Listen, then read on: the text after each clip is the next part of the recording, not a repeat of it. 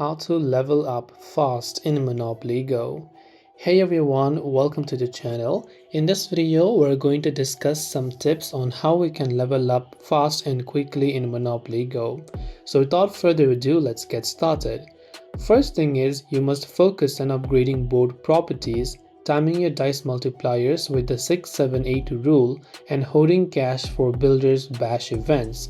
So you must spend cash to build and upgrade properties on your board, which directly increases your net worth and network level. Then you also need to make sure that at higher levels you should save your cash and only build during builders bash events to get major discounts on buildings.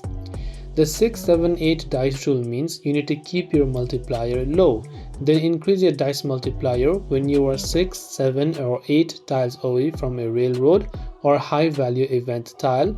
As statistics show, these are the most common roll outcomes. And these are a couple of ways that you can choose to level up fast in Monopoly Go. I hope that this video helped you out, and if you have got any further questions, do feel free to leave them down below. As always, thank you for watching and see you soon in the next video.